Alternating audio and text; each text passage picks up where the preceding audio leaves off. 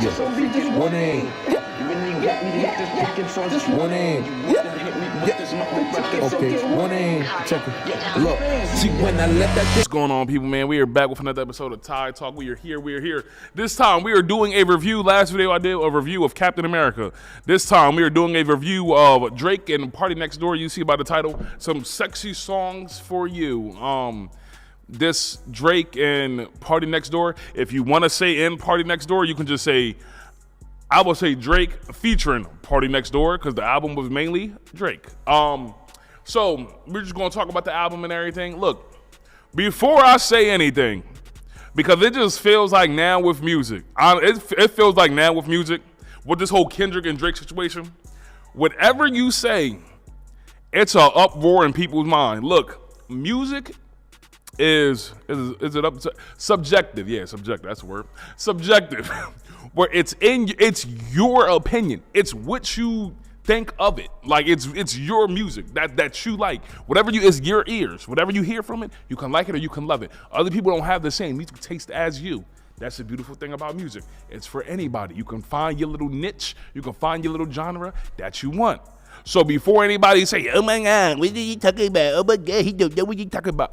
Just listen to what I'm saying. Like, dang. Well, listen to that part. But what I'm saying before mofos be like, they don't know what he talking about. He a hater, duh. Cool. Because look, my favorite artist, one of my favorite artists, Childish Gambino. People don't like Childish Gambino. Cool. I don't know why. I don't know why they don't like his music, but hey, that's on them. Other artists, Baby Keem, Two-Phone Baby Keem. What you mean? Love Baby Keem. And I like Brett Fayez and Snow Allegra. Those my artists.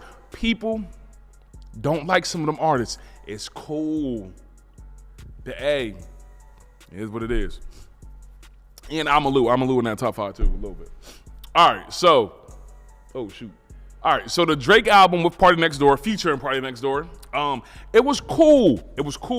I'm just saying that the album was cool. I like some of the songs. Some of the songs were cool. Some of the songs I'm like, eh. Like the one Spanish song that he did, I'm like, what is this? Cause I'm like, I listen to a lot of Spanish music, but I'm listening to it, I'm like, what are you trying to, like, it was just off-putting for somebody who listens to the music a lot, and I'm just like, yo, this ain't it. I mean, it's Drake, so it's gonna hit no matter what, but at the same time, I'm just like, this ain't it. You feel me? Like it was like the second half of the album. After Nokia, I was like, eh. Like after Nokia, it just got like to a point where I'm like, okay, I'm not liking this. Like the what's it called? The Meet Your Padre or something like that, whatever the Padre song is. That joint, I was like, yeah. Then he reeled me back in with Nokia. Then after Nokia, it was just downhill from that. Like everything else in the beginning, I was like, hey, I like this. I like the vibe. Like me, I'm an R&B head. I bang with R&B music. It was a cool album. But then that's when it just took me like off a little bit. So I don't know. But at the same time though, overall the album, I give it like a 6. 6 to 7. So you could say 6.5. You could say 6.5. The album is to me, it's just a 6.5. Like, it's not the best Drake album in the whole entire freaking world. But at the same time, music is subjective. It's whatever you put. But the thing is, though, this would like sometimes Drake fans and all that. I think Drake fans are the most toxic fans out of any, like, music artist, honestly speaking. If we keep it a buck. I mean, like, you got your Swifties. Swifties is just, it's just But it's just that Drake fans, anything that he does or anything that he drops, people will say it's the greatest thing of all time. And I'm like, y'all really don't believe that. Y'all daggone self. What are we doing here? Like just stop it. And then I'll go through like Twitter and all that, go through comments like YouTube or Instagram. And then like people would like, and it just see like people actually genuinely believe that. And I'm like, what the heck is wrong with y'all? Like y'all are tripping. And then there was the video of he had a DeMar DeRozan jersey, whatever. He was at in Australia where he's at now and stuff. He looked at it and threw it to the ground. I'm like, yo, what the heck is wrong with people? And then people in the comments, yeah, he deserved it. Yeah, freak DeMar DeRozan. And I'm like, what are y'all like? Really? Him doing that, Drake doing that, it was just like, yo, you are almost 40 years old. What are you doing at this point? It's the same thing with Jim Jones. Jim Jones is like 50. How old is Jim Jones? I think Jim Jones is like 50 or close to 50. But Jim Jones is still acting like he was back then, him and Cameron having this big old beef.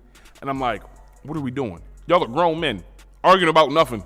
And it's the same thing with Drake, doing the same thing with DeMar DeRozan. I'm like, you were 40, throwing a temper tantrum with a dude jersey, throwing it down to the ground. I don't get it at all. But back to the album. Let's get back to the music. So the album is cool. I do like the concept of the R&B thing. I do wish that Party Next Door was more featured into it. I just wish that he was, because it just really seemed like it was Drake featuring Party Next Door. Like, if you wanted Party Next Door on this album, like if you was like, oh my God, it's Drake and Party Next Door, yay, da-da-da.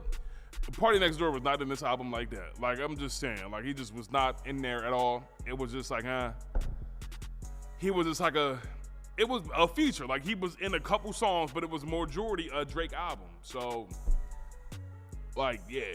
Party Next Door fired me. But I seen people talking about Party Next Door like, what is this? This sounds crazy, da-da-da. Party Next Door, it does have a sound that just, it's not catered to everybody. Same thing with music, it's just subjective. But at the same time, I'm just used to it because, like, I've been listening to Party Next Door since he came out. So I'm like, all right, it's Party Next Door. The other thing about the album, too, is that those songs at the end, I'm like, you could have just left those out. Some of them at the end, I'm like, you could have left those out. Because the album's like 20 songs. And to me, I like long albums, I'm like, eh. And like the good albums for real are ones that's like, it's like concise. And it's concise and compact. Like for real, to me, like an album, if it's like 12 songs in an album, I'm like, all right, cool. It's like, all right, you got a nice, concise album, and it's to the point, and it doesn't feel like it's like a long, dragged out album. Like, for example, like to me, the greatest album of all time, Thriller, Michael Jackson. Thriller, Michael Jackson is 10 songs, and all 10 of them songs are like #1 hits. Thriller's 10 songs. And literally, you can tell just you can say the hard work of each song, because literally all them songs have gone #1 or one of the most greatest of all time, greatest songs that Michael Jackson ever produced. So that's the thing about Drake album. It's 20 freaking songs and it's too long, and it's like throwaways in it. Like that the Spanish song, to me that's like a throwaway. But Drake, you know how Drake is Drake, where Drake has to cater to a mass appeal of audience, because Drake is Drake. Let's give him the credit. Drake is Drake, and he has to appeal to certain demographics for the most part. So the Spanish joint is for the Spanish. I was about to say Spaniards. For the Spanish culture, the ones who derive from that Spanish culture. So then he got the TikTok song with Nokia. Nokia's already going crazy on TikTok. It's like how the heck the song go? It's like crap. It's like who's calling my phone? It was like, is it Stacy? Is it something? Is it something? So the song is going crazy on TikTok. It's a catchy song. I'm not even gonna lie with you. But overall though, the album's like I'd say like a 6.5 out of 10. But Drake is gonna be Drake. It's good to see Drake making music.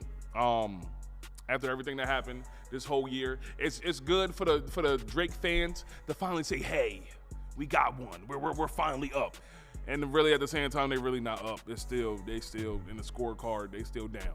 But it's good to see them hype and excited until Kendrick probably drops another album before he goes on tour. It's good, it's exciting, you feel me? And then Baby Keem probably gonna drop something too. It's cool, it's exciting. They're up. The OVO fans, they're up. You feel me? At the same time, look, I'm not a Drake, it may seem like I'm a Drake hater. I'm not a Drake hater. I'm more of a Kendrick fan, yes, but I just enjoy music at the same time. I enjoy music. But I am more of a Kendrick fan, though, so hey.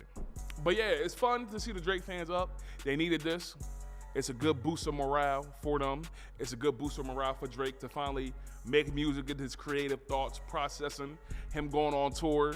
Well, he's not going on tour. He's just in Australia, because I don't think he want that American smoke yet. I'm just saying it's looking scary. It's looking spooky. It's looking hilarious. It's looking dangerous, however the song go. But yeah, hopefully you'll enjoy this video. Till next time, subscribe to the channel, all that good stuff. And just like that.